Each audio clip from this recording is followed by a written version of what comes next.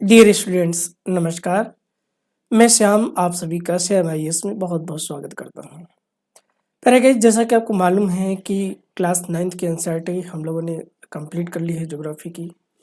अब उस पर प्रैक्टिस करना है। तो आज मैं, क्योंकि आप जान रहे हैं कि चैप्टर 6 अच्छे चैप्टर हैं उसमें, तो 3 चैप्टर्स के एमसीक्यू आज मैं हल करवा रहा हूँ और कल जो है 3 चैप्टर के एमसीक्यू कल हल करवा लिया जाएगा। तो ये श्रृंखला बेहद महत्वपूर्ण है गाइस, आपके सिविल सर्विसेज के एग्जाम के दृष्टिकोण से, अन्य सेवाओं के भी दृष्टिकोण से, क्योंकि एनसीईआरटी सिर्फ जो है सिविल सेवा में कार्य नहीं करती है। जितनी आप परीक्षाएं देते हैं, हर परीक्षा में एनसीईआरटी का एक बेहद रोल होता है। तो इस बेहद रोल को देखते हुए हम लोग आज शुरू करते हैं एसएमसीक्यू पे वर्क। तो आइए गाइस, स्टार्ट करते हैं बेहद इंपॉर्टेंट क्वेश्चन की श्रृंखला। तो सर्वप्रथम स्टार्ट करते हैं पहला प्रश्न। तो पहला प्रश्न, जैसा कि आप स्क्रीन पे दिखाई दे रहा है आपको, यह बेहद ही महत्वपूर्ण प्रश्न है और इस मायने में महत्वपूर्ण है क्योंकि हम लोग इस चैप्टर का, जिसका नाम था भारत की स्थिति, उससे क्वेश्चन को हल करेंगे। चलिए शुरू करते हैं। निम्नलिखित कथन यह सत्य है, इसका प्रयोग सही उत्तर चुनिए। भारत देश उत्तरी गोलार्ध में स्थित है। भारत का सबसे पूर्वी देशांतर 80 डिग्री 7 मिनट है। केवल एक सही है, केवल दो सही है, एक और दो दोनों सही है, ना तो एक ना ही दो सही है। चलेगा, इस तुरंत आंसर दीजिएगा। तो इसका देखिए, भारत का जो पूर्वी देशांतर है वह 97 डिग्री 25 मिनट देशांतर है, पूर्वी देशांतर, ना कि 80 डिग्री 7 मिनट पूर्वी देशांतर है। इस अकॉर्डिंग दूसरा कथन क्या हो जाएगा? गलत। अब देखिए, दो कथन अगर गलत है तो इस बेसिस पर हम लोग कह सकते हैं कि दूसरे कथन के गलत होने के कारण क्या स्थिति बन रही है? इस दूसरे कथन के गलत होने के कारण स्थिति ये बन रही है कि देखिए, दो आंसर आपका विकल्प दो गया, सी भी गया, डी का भी नहीं कह सकते हम लोग। भारत के उत्तरी गोलार्ध में स्थित है, ये कथन बिल्कुल सत्य है, इसलिए ए सही होगा। तो डी आंसर आपका गलत हो जाएगा। तो आंसर क्या बचा? ए। तो इस कथन के आधार पर हम लोग कह सकते हैं कि हमारा आंसर क्या सही है? केवल ए सही है। क्या सही गैस? केवल ए सही है। अब देखिए, जो दूसरा कथन है आपका, कौन सा कथन है? दूसरा, यह बेहद महत्वपूर्ण स्टेटमेंट है, बेहद महत्वपूर्ण क्वेश्चन है। अब इस क्वेश्चन के संदर्भ में अगर मैं बात करूं आपसे, इस क्वेश्चन के संदर्भ में मैं अगर प्रश्न आपसे बात करना चाहूँ तो ये प्रश्न बेहद महत्वपूर्ण है। तो ये प्रश्न क्या कर रहा है? निम्नलिखित में से कौन सा भारतीय संघ राज्य सबसे दक्षिणी बिंदु है? इंदिरा कॉल, इंदिरा पॉइंट और पॉइंट पेड्रो। चलिए गाइस, आंसर दीजिएगा। बिल्कुल आसान है, बेहद आसान सा सवाल। निम्नलिखित में से कौन सा भारतीय संघ राज्य का सबसे दक्षिणी बिंदु है? इंदिरा कॉल है कि इंदिरा पॉइंट है, कन्याकुमारी है कि इंदिरा पॉइंट पेड्रो है। अब देखिए, भारतीय संघ का कौन सा भारतीय संघ राज्य का सबसे दक्षिणतम बिंदु, तो यूनियन की अगर बात करें तो जो कि केरल एक यूनियन का क्षेत्र है, इसलिए आंसर आपका क्या हो जाएगा? इस बेहद आसान सवाल है, इसका आंसर क्या हो जाएगा? चलिए बताइएगा। आप लोग जान रहे हैं इस प्रश्न को। इंदिरा कॉल होगा कि इंदिरा जो है पॉइंट होगा, कि कन्याकुमारी होगा, कि पॉइंट पेड्रो होगा? चलिए गैस, बताइए, जल्दी जल्दी आंसर करें, मैं सबसे उम्मीद करूंगा। क्या बताएंगे आप? देखिए, जब केंद्र शासित प्रदेश हो चाहे राज्य हो, सभी संघ का भाग है। तो इस दृष्टिकोण से देखिए, शब्दावली को पकड़िए आप। अब यही अगर मैं आपसे सीधर जनरली क्वेश्चन पूछता कि भारत का दक्षिणतम बिंदु कौन सा है, आप तुरंत कह देते इंदिरा पॉइंट। अब मैं उसी प्रश्न को कैसे पूछ रहा हूं? भारतीय संघ राज्य का सबसे दक्षिणतम बिंदु। आप चकित में पड़ गई, अरे इसमें कौन सा प्रश्न आंसर होगा? इंदिरा काल होगा, इंदिरा पॉइंट होगा, कन्याकुमारी होगा? तो ये गाइस कौन सा होगा? कन्याकुमारी होगा, इंदिरा पॉइंट? कन्याकुमारी नहीं, ये इंदिरा पॉइंट ही इसका आंसर होगा। इसलिए क्या होगा? बी, कन्याकुमारी प्रायद्वीपीय भारत का दक्षिणतम बिंदु है। अगर राज्यों की बात करें तो राज्यों के दृष्टिकोण से यह दक्षिणतम बिंदु है, जबकि इंदिरा काल जो है उत्तरतम बिंदु है। भारत के संदर्भ में नीचे दिए गए कथन पर विचार कीजिए। भारत का क्षेत्रफल विश्व के कुल क्षेत्रफल का 3% है। भारत का उत्तर पूर्वी सीमा पर भ्रंशोत पर्वत स्थित है। भारत की उत्तर पूर्वी सीमा पर भ्रंशोत पर्वत अवस्थित है। कैसा पर्वत है? भ्रंशोत पर्वत स्थित है। ओके, तो भारत का क्षेत्रफल विश्व के कुल 2.4 क्षेत्रफल है। पहला बिल्कुल गलत है आपका गैस। भारत का उत्तर पूर्वी सीमा पर भ्रंशोत पर्वत, अब देखिए क्या उत्तर पूर्वी सीमा पर कोई भ्रंशोत पर्वत स्थित है भारत का? ध्यान दीजिए, उत्तर पूर्वी क्षेत्र जो कि राजस्थान का क्षेत्र है, क्या इस पर कोई इस प्रकार का पर्वत है क्या? चलेगा, इस ध्यान दीजिएगा, बहुत ध्यान से दीजिएगा। है, नहीं मिलेगा। मध्य भारत में भ्रंश पर्वत, सतपुड़ा पर्वत श्रेणी, विंध्य पर्वत को आप शामिल कर लीजिए, तो ये गलत है। भारत को उत्तर पूर्वी बिंदु में अरावली पर्वत श्रेणी है। अरावली एक विश्व की प्राचीनतम वलित पर्वत श्रृंखला है। यही कारण है कि वह एक अवशिष्ट पर्वत श्रृंखला है। इस आधार पर हम लोग कह सकते हैं कि ना तो कथन 1 सही है, ना तो कथन 2 सही है। अर्थात आंसर हमारा क्या होगा? डी सही है। आंसर क्या होगा गाइस? डी आंसर हम लोगों का सही है। ओके, चलिए आगे बढ़े। अगला आंसर देखिए, पांडिचेरी केंद्र शासित प्रदेश 3 राज्यों में फैला हुआ है। पुडुचेरी केंद्र शासित प्रदेश 3 राज्यों में फैला हुआ है। इसके विभिन्न जिलों और उनके अस्तित्व के संबंध में नीचे दिए गए युग्मों को सम्मिलित कीजिए। यनम आंध्र प्रदेश, कराईकल तमिलनाडु, माहे केरल। चलिएगा, इस केवल 1 2 3, केवल 3, 1 2 3। क्या आंसर है गाइस? जल्दी जल्दी आंसर करिए, जल्दी जल्दी करिए। क्या तीनों सही हैं? बिल्कुल सही है। यनम किस हिस्से में? आंध्र प्रदेश के हिस्से में। कराईकल और पांडिचेरी तमिलनाडु में है, और माहे केरल में। तो ये एक ऐसा केंद्र शासित प्रदेश है जो 3 राज्यों में है। दरअसल इसका रीजन क्या था कि ये सभी क्षेत्र किसमें थे? फ्रांसीसियों के कब्जे में। जब फ्रांसीसियों से इनको जो है भारत सरकार ने लिया, क्योंकि यहाँ की जो संस्कृति है, पांडिचेरी की, यनम की, कराईकल की, माहे की, ये सभी संस्कृतियाँ फ्रांसीसी हैं। इन सांस्कृतिक जो है विविधता को बनाए रखें और उसको भारत सरकार ने एक अलग केंद्र शासित प्रदेश के रूप में मान्यता प्रदान कर दी। इस आधार पे पांडिचेरी राज्य का आपका गठन हुआ। निम्नलिखित में से भारत के कौन से राज्य, और जैसा कि आप जानते हैं कि पांडिचेरी और दिल्ली यही 2 ऐसे केंद्र शासित प्रदेश हैं, और तीसरा आपका जम्मू कश्मीर।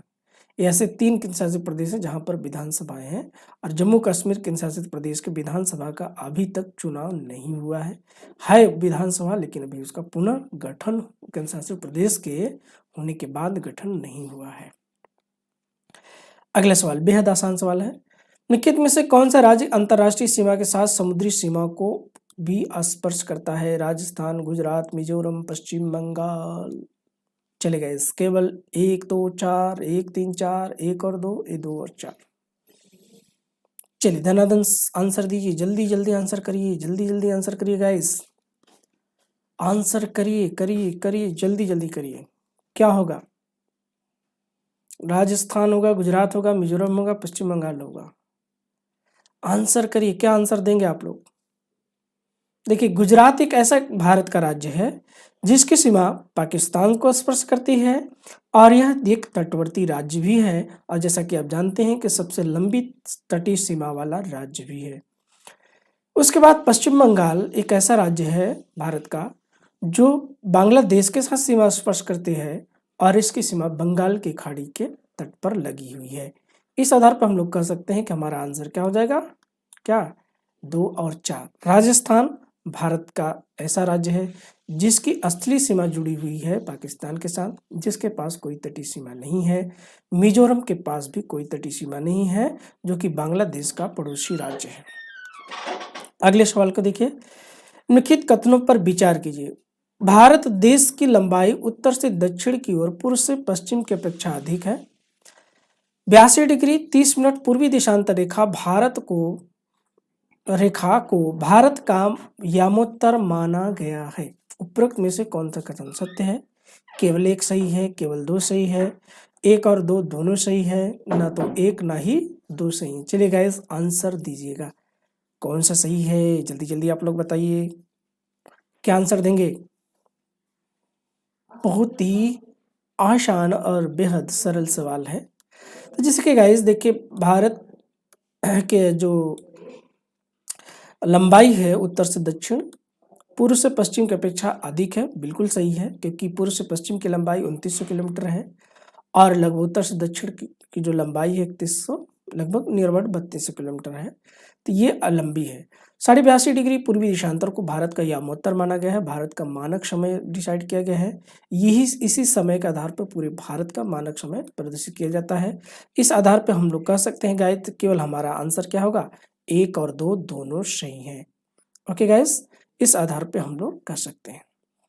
पाक जल संधि किन दो देशों के बीच अवस्थित है? भारत और पाकिस्तान के बीच, भारत और श्रीलंका के बीच, मालदीव श्रीलंका के बीच, भारत और मालदीव के बीच। बहुत आसान सवाल, लेकिन बहुत ही उलझाऊ सवाल। एग्जामिनेशन हॉल में ऐसे आप उलझेंगे नहीं। जब आप परीक्षा हाल में होते हैं उस स्थिति में आपका हाल बहुत बेहाल होता है। कोई कैसा भी कॉम्पिटिटर रहे, सबका स्थिति डाउन हो जाता है। ऐसे में हम नर्वस होते हैं और बहुत से आसान सवाल भी भारी पड़ने लगते हैं। तो ये आपको लगता है कि पाक जल संधि भारत पाकिस्तान के बीच है? नहीं, पाक जल संधि भारत और श्रीलंका के बीच में है। और पाक खाड़ी, जो पाक की खाड़ी है, इधर आपका मन्नार की खाड़ी इसी के मध्य में, तो मन्नार की खाड़ी और बंगाल की खाड़ी को ये जोड़ती है और भारत को श्रीलंका से अलग भी करती है। नीचे दिए कथनों को ध्यानपूर्वक पढ़िए। भारतीय प्लेट गोंडवाना प्लेट से अलग होने के बाद दक्षिण की ओर प्रवाहित हुई है। भारतीय प्लेट गोंडवाना प्लेट से अलग होने के बाद दक्षिण की ओर प्रवाहित हुई है। भारतीय प्लेट यूरेशियाई प्लेट की टक्कर के परिणामस्वरूप हिमालय पर्वत का विकास हुआ है। प्लेट टेक्टोनिक थ्योरी जो हम लोगों ने एनसीईआरटी में डिस्कस किया था गाइस, उसके अकॉर्डिंग बताइएगा। पहला तो बिल्कुल गलत है, क्योंकि भारतीय प्लेट गोंडवाना प्लेट से अलग होने के बाद ये उत्तर दिशा की ओर प्रवाहित हुई है। इसी का परिणाम हुआ कि यह यूरेशियाई प्लेट से टकरा करके हिमालय का विकास करती है। इस आधार पर हम लोग कह सकते हैं कि केवल दो कथन सही है गाइस, पहला कथन गलत है। ओके। हिमालय पर्वत श्रृंखला का विस्तार पश्चिम से पूर्व दिशा में सतलुज नदी से लेकर के ब्रह्मपुत्र नदी तक है। हिमालय पर्वत श्रृंखला का विस्तार पश्चिम से पूर्व दिशा में सतलुज नदी से लेकर के ब्रह्मपुत्र नदी तक है। हिमालय पर्वत श्रृंखला की चौड़ाई पश्चिम से पूर्व की ओर घटती जाती है। देखिए ध्यान दीजिएगा, हिमालय पर्वत श्रृंखला की चौड़ाई, पहला कथन है, पहला स्टेटमेंट क्या है? हिमालय पर्वत श्रृंखला का विस्तार पश्चिम से पूर्व दिशा में सतलुज नदी से लेकर ब्रह्मपुत्र नदी तक है। हिमालय पर्वत श्रृंखला की चौड़ाई पश्चिम से पूर्व की ओर घटती है। हिमालय पर्वत श्रृंखला के दक्षिण भाग की ऊंचाई में पूर्वी भाग की अपेक्षा अधिक विविधता, पश्चिमी भाग की ऊंचाई में पूर्वी भाग की अपेक्षा अधिक विविधता पाई जाती है। उपरोक्त कथनों में से कौन सा असत्य है? देखिए गाइस, हम लोगों से पूछा है कौन सा असत्य है, नहीं कौन सा गलत है गाइस। बहुत ध्यान से पढ़ना है और बहुत ध्यान से आपको आंसर भी देना है गाइस, ठीक है। चलिए चलिए बिल्कुल एकदम कंसंट्रेट होकर के आंसर करेंगे।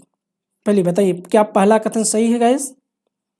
क्या पहला स्टेटमेंट सही है? पहला, हिमालय पर्वत श्रृंखला का विस्तार पूर्व पश्चिम से पूर्व दिशा में सतलुज नदी से लेकर ब्रह्मपुत्र नदी तक है।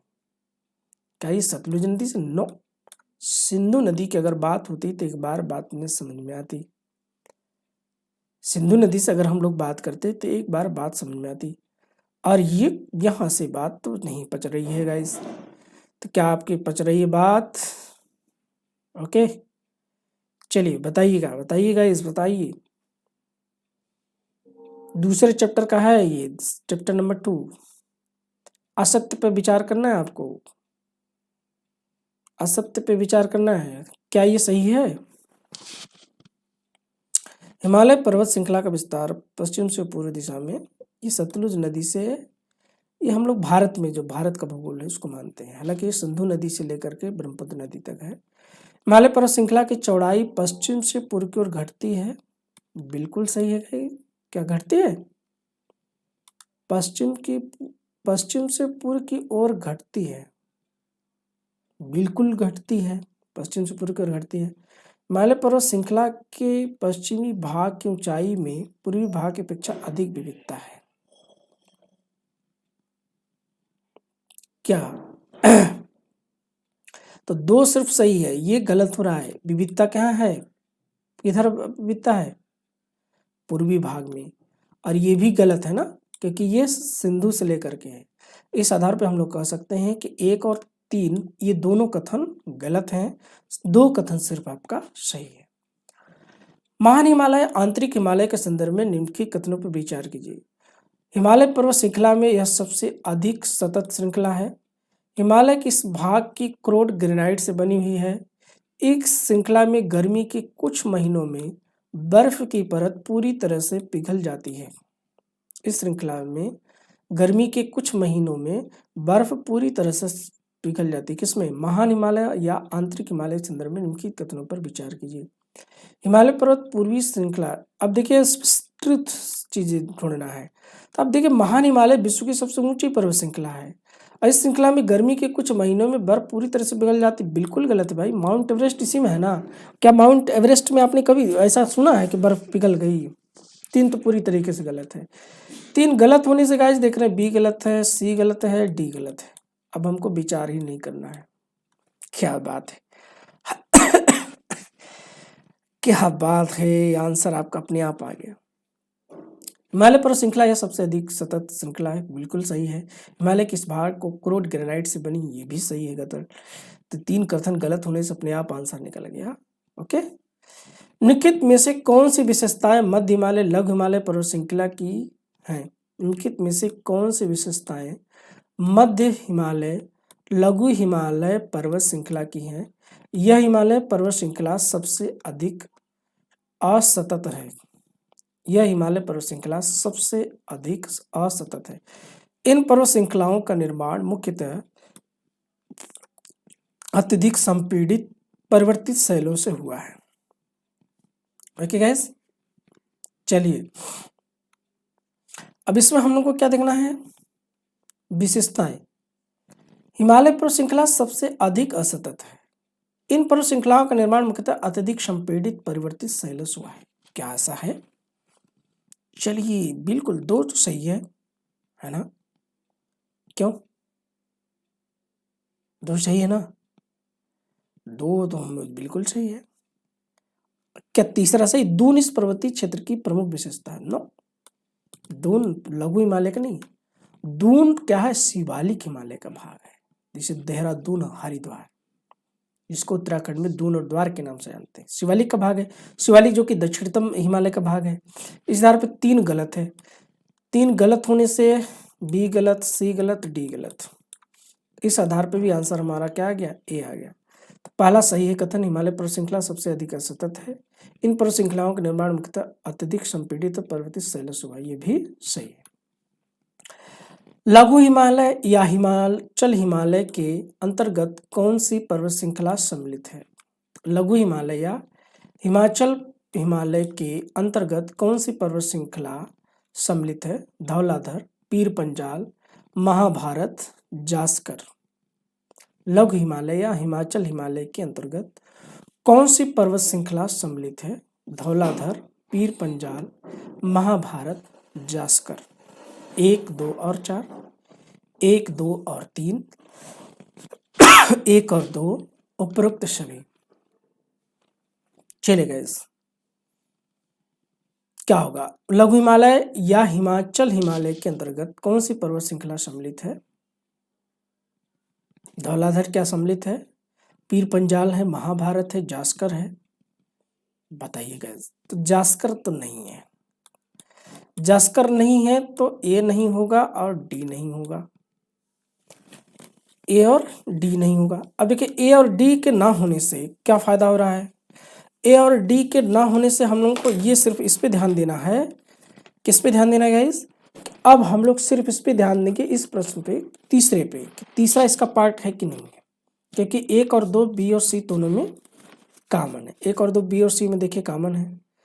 तो सिर्फ 3 पर ध्यान दें, 3 पर ध्यान दीजिए तो इसमें क्या पाएंगे आप कि यहाँ पर देखिए 3 महाभारत की बात कर रहा है। तो लघु हिमालय का महाभारत जिसे नेपाल में है, नेपाल में लघु हिमालय के भाग को हम लोग क्या किस नाम से जानते हैं? महाभारत के नाम से। तो ये सभी इसके पार्ट हैं। इस आधार पर हम लोग कह सकते हैं कि बी आंसर हमारा सही है। कश्मीर की घाटी कांगड़ा एवं कुल्लू घाटी स्थित है। कश्मीर घाटी कांगड़ा और कुल्लू घाटी स्थित है महान हिमालय, आंतरिक हिमालय में, शिवालिक हिमालय में, ट्रांस हिमालय में, मध्य हिमालय या लघु हिमालय में। चलेगा, किस में सम्मिलित है? कश्मीर की घाटी कांगड़ा या कुल्लू घाटी स्थित है महान हिमालय, आंतरिक हिमालय में, शिवालिक में, ट्रांस हिमालय में, मध्य लघु हिमालय में।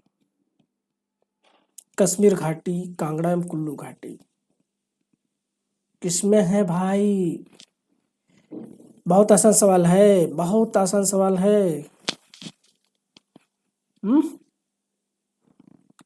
ये सभी मध्य हिमालय या लघु हिमालय में स्थित है। किसमें है? मध्य हिमालय, जो पर्यटन का पार्ट है। कश्मीर की घाटी पर्यटन के लिए, कांगड़ा कुल्लू सब पर्यटन के लिए, तो मध्य हिमालय में स्थित पर्यटन के भाग है। ओके, शिवालिक पर्वत श्रृंखला के संदर्भ में निम्नलिखित कथनों पर विचार कीजिए। हिमालय की सबसे बाहरी पर्वत श्रृंखला को शिवालिक कहा जाता है। हिमालय की सबसे बाहरी पर्वत श्रृंखला को शिवालिक कहा जाता है। यह पर्वत श्रृंखलाएं असंपीड़ित अवसादों से बनी है। उपरोक्त में से कौन सा कथन सत्य या असत्य है? चलिए गाइस, हिमालय की सबसे बाहरी पर्वत श्रृंखला को शिवालिक कहा जाता है। वे श्रृंखलाएं असंपीड़ित अवसादों से बनी हुई है। हिमालय की सबसे बाहरी पर्वत श्रृंखला को शिवालिक कहा जाता है। यह पर्वत श्रृंखलाएं असंपीड़ित अवसादों से बनी है। उपरोक्त में से कौन सा कथन सत्य है? चलिए गाइस, जल्दी जल्दी बताइए, जल्दी जल्दी बताइएगा। दोनों कथन सही हैं। दोनों क्या है? देखिए, हिमालय की जो बाहरी पर्वत श्रृंखला जिसे हम लोग शिवालिक कहते हैं, और यह जो सबसे दक्षिणतम विस्तार है हिमालय का, यह असंपीड़ित अवसादों से बनी हुई है। ओके, जबकि महान हिमालय का भाग आग्नेय से बना हुआ है। तो इस आधार पर हम लोग कह सकते हैं कि ये सी 1 और 2 दोनों सही है। निम्न हिमालय या शिवालिक हिमालय के बीच स्थित लंबवत घाटी को कहते हैं। निम्न हिमालय या शिवालिक हिमालय के बीच स्थित लंबवत घाटी को कहते हैं करेवा, दून, दुआर, दोआब। क्या कहते हैं गाइस? चलिए बताइए। निम्न हिमालय या शिवालिक हिमालय के बीच स्थित लंबवत घाटी को कहते हैं? इसी को कहते हैं दून। इसे क्या बोलते हैं गाइस? दून, जो कि देहरादून है। भारत के उत्तरी मैदान किन नदी प्रणालियों के द्वारा बना है? गंगा ब्रह्मपुत्र, गंगा सिंधु, गंगा सिंधु ब्रह्मपुत्र, गंगा सिंधु ब्रह्मपुत्र, नर्मदा। चलिए गाइस, बहुत आसान सा सवाल, बेहद आसान सवाल है, बेहद आसान सवाल। क्या आंसर देंगे आप लोग? देखिए, सिंधु नदी से लेकर के ब्रह्मपुत्र नदी तक का ये विशाल मैदान भारत में। तो सिंधु नदी का प्रवाह तंत्र, जिसमें कि सतलज, हालांकि सिंधु और मूल भाग जो है उसका पाकिस्तान में चला गया है, लेकिन हमारे पास सतलज नदी से लेकर के ब्रह्मपुत्र नदी तक का जो उत्तर भारत का मैदान है, ये उत्तर भारत के मैदान क्षेत्र में शामिल है। नदी मैदान के संदर्भ में दोआब का अर्थ क्या होता है? दो नदियों के बीच का भाग, नदी मुहाने पर निर्मित मैदान, नदियों के बाढ़ वाले क्षेत्र, नदियों द्वारा बनाए जाने वाले अपर्दनीय निक्षेपण के स्थलाकृतियां। तो दो नदियों के बीच का मैदानी भाग को हम लोग दोआब के नाम से जानते हैं। ओके गाइस, जैसे गंगा यमुना का दोआब। पंजाब के मैदान का निर्माण किन नदियों के द्वारा होता है? सिंधु, झेलम, चिनाब, रावी, ब्यास, सतलज। झेलम, चिनाब, रावी, ब्यास, सतलज। सिंधु, झेलम, घग्गर, चिनाब, रावी, सतलज, सेलब, ननाब, रावी, माही, सतलज। पंच नदियां, तो देखिएगा, सतलज है ही है, ब्यास इसमें है ही है, रावी है ही है, झेलम है ही है इसमें, और क्या बचा? और तो मुझे नहीं मालूम क्या क्या बचा। कोई बचा क्या? चिनाब बैठ। सिंधु, सतलज तो आप देख ही रहे हैं पंजाब हरियाणा के क्षेत्र में। ब्यास इसकी सहायक नदी है। फिर इसके उत्तर में चलेंगे रावी का मैदान है, फिर इसके उत्तर में चलेंगे चिनाब का मैदान है, फिर झेलम नदी का मैदान है, और सिंधु नदी मुख्य नदी है। तो ये जो पंजाब का मैदान है ना, इन्हीं 5 नदियों से मिलकर के बना था। हालांकि भारत के जो नदी मूलतः है झेलम, चिनाब, रावी, ब्यास और सतलुज। अगर ब्यास को एक दोनों के एक मान लिया जाए तो ये पंच नदियां हो जाएंगी। ओके गाइस, ये आंसर होगा आपका।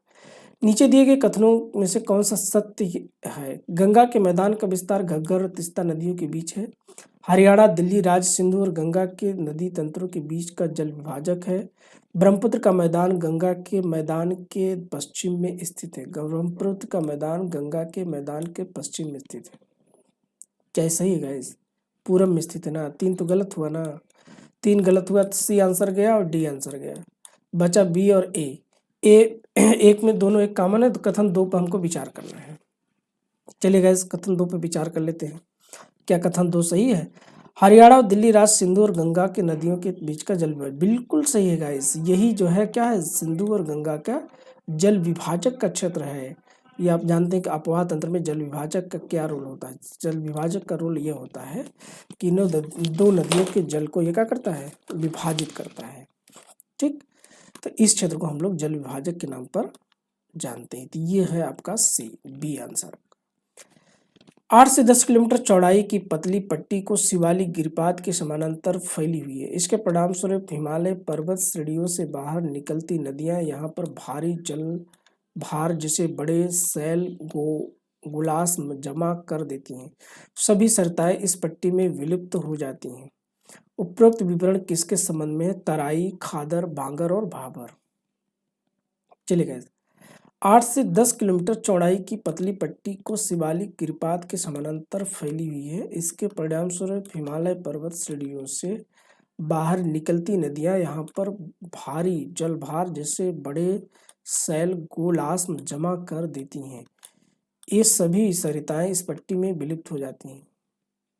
8 से 10 किलोमीटर चौड़ाई पतली पट्टी जो शिवालिक गिरिपाद के समानांतर फैली हुई है, इसके परिणाम से हिमालय पर्वत श्रेणियों से बाहर निकलती नदियां यहाँ पर भारी जलभार जैसे बड़े सैल गुलास में जमा कर देती हैं। सभी सरिताएं इस पट्टी में विलुप्त हो जाती है। उपरोक्त में संबंध है तराई से, खादर से, बांगर से, किससे है गाइस? चलिए गाइस, बताइएगा बिल्कुल बताइए, जल्दी जल्दी बताइए, जल्दी जल्दी बताइए गाइस, जल्दी जल्दी आंसर बताइएगा, जल्दी जल्दी। क्या आंसर देंगे आप लोग?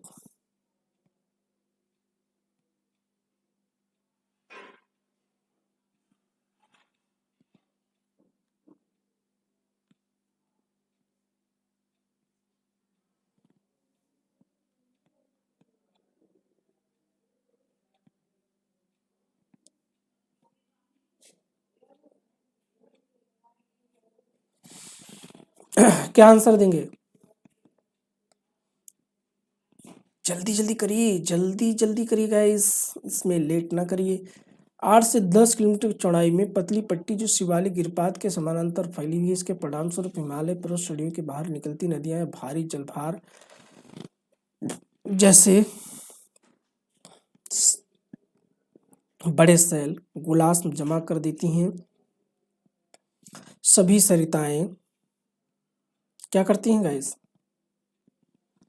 किसके संदर्भ में सही है? तो ये देखिए भाभर, इसी का बोलते हैं भाभर मैदान, भाभर का क्षेत्र। ठीक, इसी को भाभर बोलते हैं। खादर, ये पुरानी जलोढ़ मृदा का क्षेत्र। तराई, तराई जो नदियों को मुहाने का तटवर्ती भाग, तराई एरिया, जो ये सॉरी तराई यानी जो हिमालय का निकटवर्ती क्षेत्र मैदानी भाग है। अब बांगर और खादर वह मृदा है जो ताजी जलोढ़ मृदा है, जैसे प्रयागराज संगम की या फिर नदियों के किनारे आप जाते हैं गीली मिट्टी जो मिलती है। बांगर सूखा हुआ मैदानी भाग है, यानी जो पुरानी जलोढ़ मृदा का क्षेत्र है। उत्तरी मैदान के निम्नलिखित में से कौन सा कथन सत्य है? उत्तरी मैदान का सबसे अधिक भाग पुरानी जलोढ़ मृदा से बना हुआ है। उत्तरी मैदान का सबसे अधिक भाग पुरानी जलोढ़ मृदा से बना हुआ है।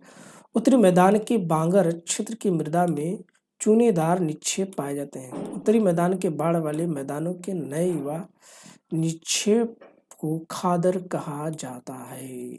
चलेगा, इस बताइएगा। उत्तरी मैदान के निम्नलिखित में से कौन सा कथन सत्य है? उत्तरी मैदान का सबसे अधिक भाग ऊपरी मैदान जलोढ़ मृदा से बना हुआ है। उत्तरी मैदान के बांगर क्षेत्र को मृदा में चूनेदार निक्षेप पाया जाता है। उत्तरी मैदान के बाढ़ वाले मैदान के नए तथा युवा निक्षेप को खादर कहा जाता है। 3 तो बिल्कुल सही है। 3 अगर सही है तो ए नहीं होगा, बी नहीं होगा। ठीक, अब सी और डी में केवल 1 और 2 कॉमन है, इसमें 2 और 3 कॉमन है, एक पर विचार करना है। उत्तरी मैदान का सबसे अधिक भाग पुरानी जलोढ़ मृदा से बना है। चलिए गाइस देखिए क्या सही है। पहला सही है, बिल्कुल सही है। ये पुरानी जलोढ़ मृदा का भाग है, इसलिए आधार पर हम लोग कह सकते हैं आंसर डी सही है।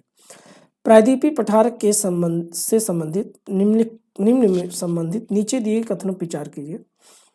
इस पठारी भाग में सकरी और गहरी घाटियां पाई जाती हैं। यहाँ की पहाड़ियां गोलाकार हैं। यह भारत के प्राचीनतम स्थिर भूभागों में से एक है। प्रयुक्त में से कौन सा कथन असत्य है?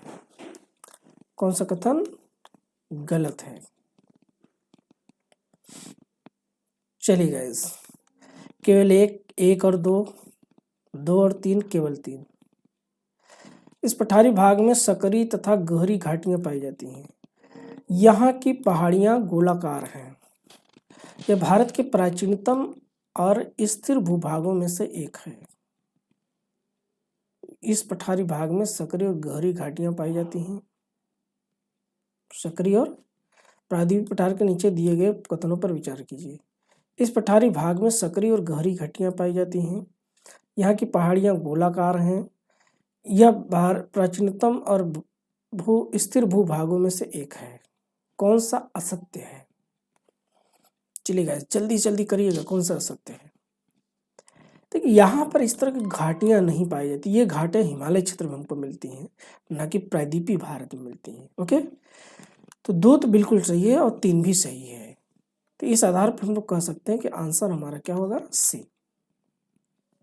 मेघालय के पठार का स्थित पर्वत श्रृंखलाओं के पश्चिम से पूर्व की ओर निम्नलिखित में से कौन सा क्रम सही है? गारो, खासी और जयंतिया। गारो, खासी और जयंतिया, यही आपका क्रम सही है। निम्नलिखित में से कौन सा सही युग्म सम्मिलित है? थाल घाट महाराष्ट्र, पाल घाट गोवा, भोर घाट केरल, दीफू अरुणाचल प्रदेश। ये दर्रे हैं भाई, दर्रे दर्रे। चलिए दर्रे को मिलाइए गाइस, मिलाइए मिलाइए, जल्दी जल्दी मिलाइए। कौन कौन से सही देखिए। पाल घाट गोवा सही है। भोर घाट केरल ये भी सही है। थाल घाट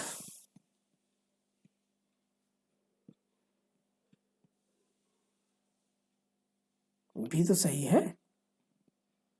1 2 3, लेकिन 1 2 3 के साथ विकल्प नहीं है। विकल्प केवल 2 3 और 3 के साथ है, इसलिए आंसर हमारा 2 3 सही हो जाएगा। ओके। प्रायद्वीपीय पठार की सबसे ऊंची चोटी अनायमुडी, डोडा बेटा, महेंद्रगिरी और मलयगिरी। तो आप जानते हैं कि अनायमुडी प्रायद्वीपीय पठार की सबसे ऊंची चोटी है। कौन सी गाइस? अनायमुडी। किसकी मुडी? अनायमुडी। चलिए अगला सवाल। निम्नलिखित में से कौन सा कथन पश्चिमी घाट के संदर्भ में सही है? पश्चिमी घाट की ऊंचाई उत्तर से दक्षिण की ओर घटती है। उत्तर से दक्षिण गलत है, बढ़ती है। पश्चिमी घाट सतत है, केवल उन्हें दर्रों के द्वारा पार किया जा सकता है। बिल्कुल सही है, पश्चिमी घाट सतत है गाइस और दर्रों के द्वारा ही पार किया जाता है। ओके ना? तो पहला गलत, दूसरा सही। इस आधार पे क्या कह सकते हैं? केवल 2 आंसर हो जाएगा आपका। निम्नलिखित में से कौन सा कथन असत्य है? पश्चिमी घाट पूर्वी घाट की अपेक्षा ऊंचे हैं। सही है। पश्चिमी घाट का विस्तार सतत है, जबकि पूर्वी घाट का विस्तार सतत नहीं, यह भी सही है। उडगमंगलम, जिसे ऊटी के नाम से जाना जाता है, अन्नामलाई पर्वतमाला में स्थित एक महत्वपूर्ण हिल स्टेशन है, यह भी सही है। पूर्वी घाट का सबसे ऊंचा शिखर छिंदवाड़ा है। क्या ढूंढना है इसमें से? कौन सा असत्य है? बिल्कुल सही है, तो डी आपका क्या हो जाएगा? गलत हो जाएगा, क्योंकि महेंद्रगिरी पूर्वी घाट की सबसे ऊंची चोटी मानी जाती है। 1 minute guys, 1 minute 1 minute 1 minute 1 minute. Mahendragiri तो है ही है, लेकिन छिंदवाड़ा सी में देखिए क्या है। उडमंगलम, जिसे ऊटी के नाम से जाना जाता है। अन्नामलाई, ओह सॉरी गाइस, माफ करिएगा, ये अन्नामलाई में नहीं है, ये किस में है? नीलगिरी में है। सी तो बिल्कुल गलत है, नीलगिरी में है। ठीक है, इसलिए सी आपका गलत हो जाएगा। डी पे देखिए, पूर्वी घाट का सबसे ऊंचा शिखर जिंदवाड़ा है, ये है, लेकिन महेंद्रगिरी को माना जाता है, ठीक है, ये भी है, इससे ऊंचा है, ये जिंदवाड़ा से ऊंचा है, इसलिए डी को सत्य मान लिया जाए। तो इस आधार पर हम लोग कह सकते हैं कि आंसर हमारा क्या हो जाएगा, सी। आंसर क्या हो रहा है, सी।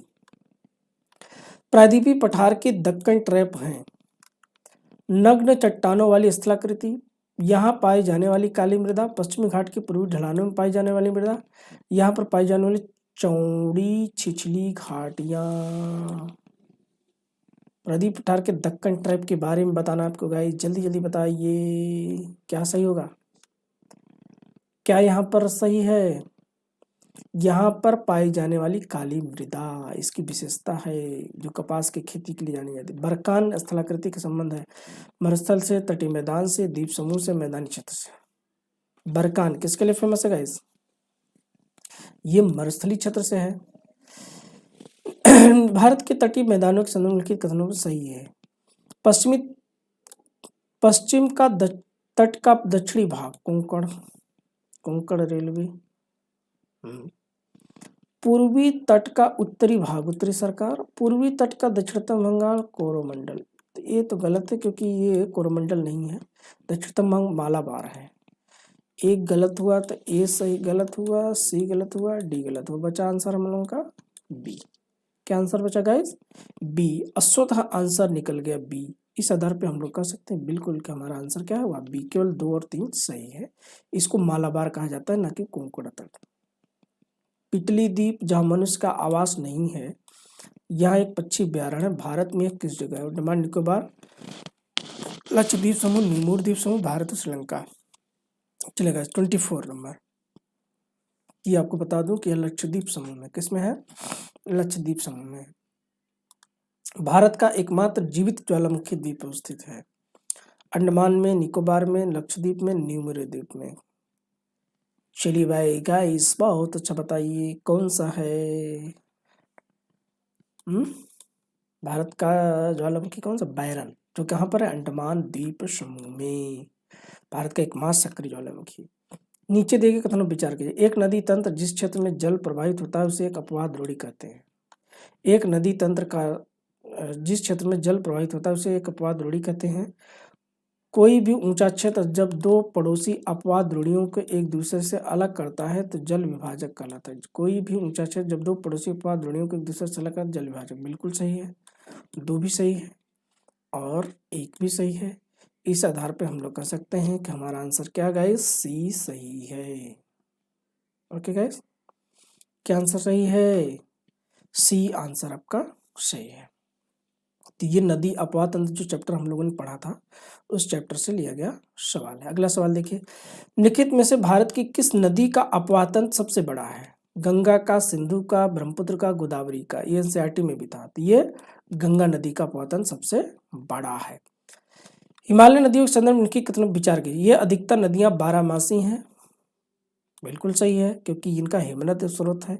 यह नदियां अपने साथ भारी मात्रा में सिल्ट एवं बालू का संवहन करती हैं। क्या गाय जैसा है, बिल्कुल सही है, ये भी करती हैं। हिमालय नदियां अपने प्रवाह के निचले भाग में विसर्प या गोखुर झील का निर्माण करती हैं, ये भी सही है।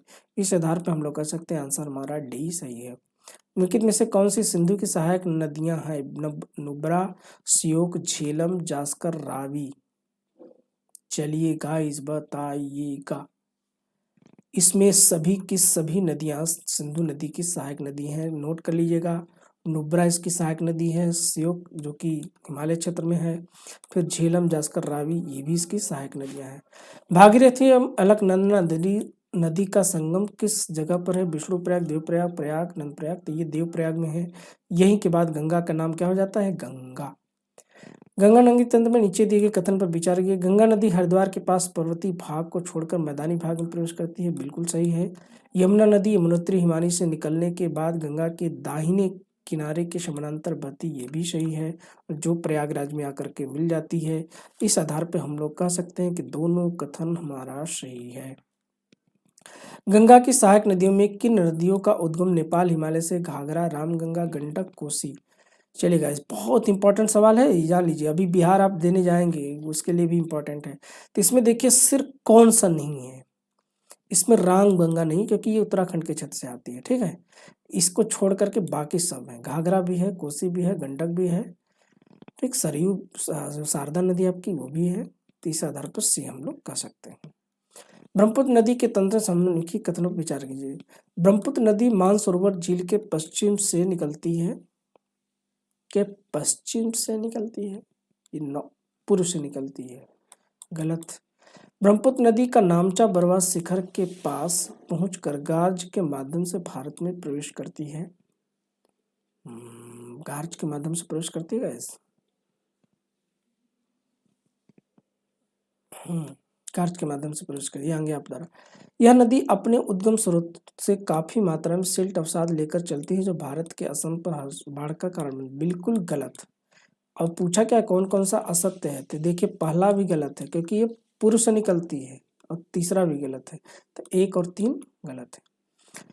निम्नलिखित में से कौन सी प्रायद्वीपीय नदियां अपने मुहाने पर डेल्टा का निर्माण करती हैं? गोदावरी, कृष्णा, तापी, महानदी। निम्नलिखित में से कौन सी प्रायद्वीपीय नदियां अपने मुहाने पर डेल्टा का निर्माण करती हैं? गोदावरी, कृष्णा, तापी और महानदी।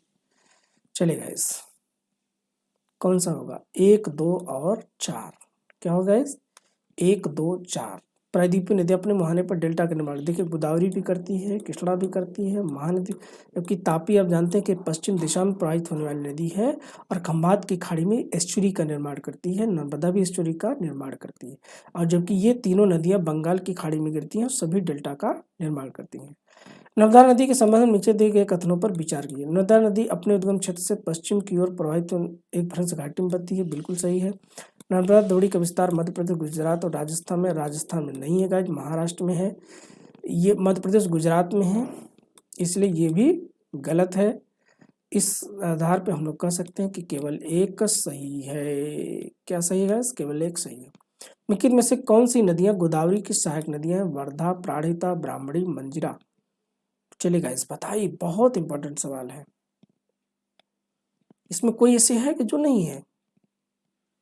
ब्राह्मणी इसमें नहीं है। तो ब्राह्मणी किसकी सहायक नदी है गैस?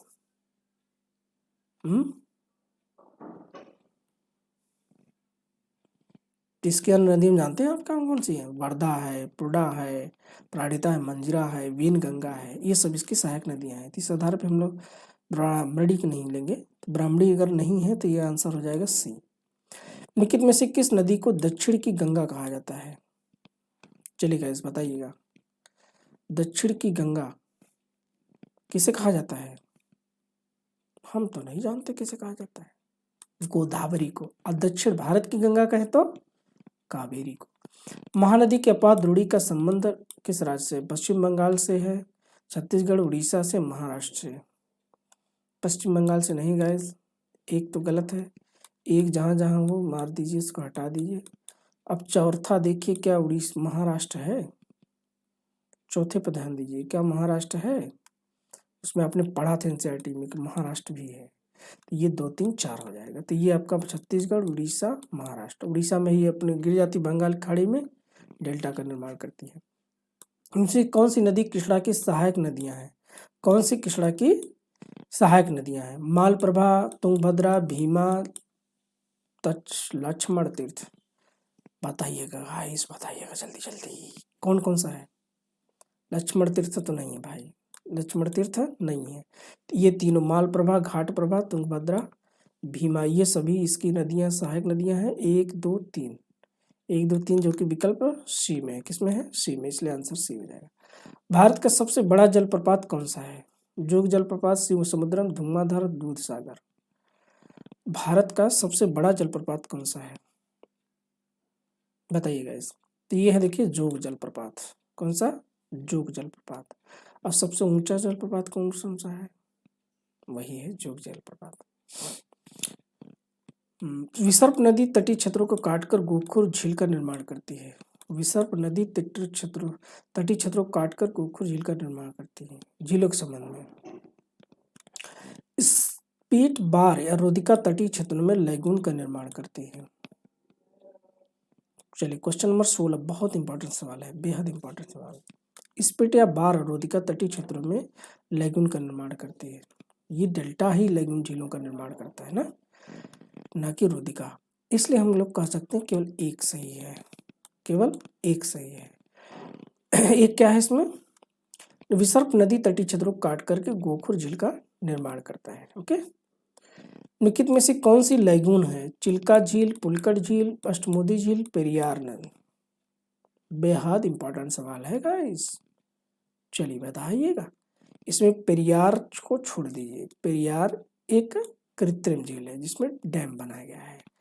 चिल्का झील जो कि आंध्र प्रदेश में, यह पुलिकट झील भी यहीं पर है आपका, हालांकि चिल्का उड़ीसा के तटीय क्षेत्र में है भाई, चिल्का उड़ीसा के तटीय क्षेत्र में यह एक लैगून झील है जो भारत की सबसे बड़ी लैगून झील है। पुलिकट आंध्र प्रदेश में, और अष्टमुदी ये भी इसी क्षेत्र में है। एक क्या है, यह एक लैगून झील है। 1 2 3 इस आधार पर हम कह सकते हैं कि आंसर बी सही है। निम्नलिखित में से कौन सी झीलें मीठे पानी की है, डल है, उलर है, भीमताल, लोकटक, बड़ा पानी। चलिए भाई, बड़ा पानी, छोटा पानी, जल्दी जल्दी कौन कौन पानी होगा, सभी के सभी मीठे, सब हिमालय क्षेत्र में है। खारे पानी की झीलों में सांभर झील आपकी है जो कि राजस्थान के क्षेत्र में है, चिल्का झील है, लैगून झील है, लोकटक है, पुलिकट है, कोलेरी झील है, और उसके बाद वेम्बनाड झील जो कि आपका केरल में, ये सभी खारे पानी की झीलें हैं। नीचे दिए गए कथनों पर विचार कीजिए। झीलें नदी के बहाव को सुचारू बनाने में सहायक होती हैं, झीलें बाढ़ को रोकती हैं, झीलें अपने आसपास की जलवायु को सामान्य बनाती हैं, झीलें जलित पारितंत्र को संतुलित। बिल्कुल सही है। झीलों का जो महत्व है वो आपको बताया गया है, तो ये आपका डी आंसर है। इसमें सभी के सब भी महत्व इंपॉर्टेंट है। झीलें नदी के बहाव को सुचारू रूप में बनाने में सहायक होती हैं, क्योंकि जल यहाँ संचित रहता है तो उससे रिस का जल नदियों में जाता है। ये झीलें बाढ़ को पानी रोकती हैं, बाढ़ को रोकती हैं भाई, और आसपास की जलवायु को सामान्य बनाती हैं तथा पारितंत्र को भी संतुलित रखती हैं। मानव निर्मित गोविंद सागर झील का संबंध किस परियोजना से, दामोदर घाटी, भाखड़ा, सरदार सरोवर, तुंगभद्रा। तो ये भाखड़ा नागल परियोजना से निर्मित सतलज नदी पर निर्मित झील है। गंगा कार्य योजना के संबंध नीचे दिए गए कथनों पर विचार कीजिए। गंगा कार्य योजना का पहला चरण 1985 में आरंभ हुआ। गंगा कार्य योजना के दूसरे चरण को राष्ट्रीय नदी, ओके, गंगा कार्य योजना के तीसरे चरण को, ध्यान दीजिएगा, गंगा कार्य योजना के तीसरे चरण को, दूसरे चरण को राष्ट्रीय नदी संरक्षण योजना के अंतर्गत शामिल किया गया। केवल एक सही है, केवल 2 सही है, क्या सही है गाइस बताइएगा। दोनों सही है, दोनों सही है गाइस, के और 2 दोनों। तो मित्रों, ये हमको कमेंट बॉक्स में कमेंट करके बताना ना भूलिए कि ये श्रृंखला आपको कैसी लगी, और अच्छी लगी तो शेयर करना कतई ना भूलिएगा। और गाइस, अगर हमारे चैनल पे आप नए हैं तो हमारे इस चैनल को सब्सक्राइब करना भी ना भूलिए। ये एक बड़ा प्लेटफॉर्म आपको मैं जल्द ही देने वाला हूँ, जल्द ही एक बड़ी फैकल्टी, बड़ी टीम के साथ आपसे जुड़ने वाला हूँ। तो अगर आपका साथ बना रहा तो आपके उज्जवल भविष्य के लिए हम भी एक बेहतर कर पाएंगे। श्याम IAS आपकी इस कंपटीशन की तैयारी में, आपकी सेवा में हमेशा समर्पित है। इसी के साथ नमस्कार।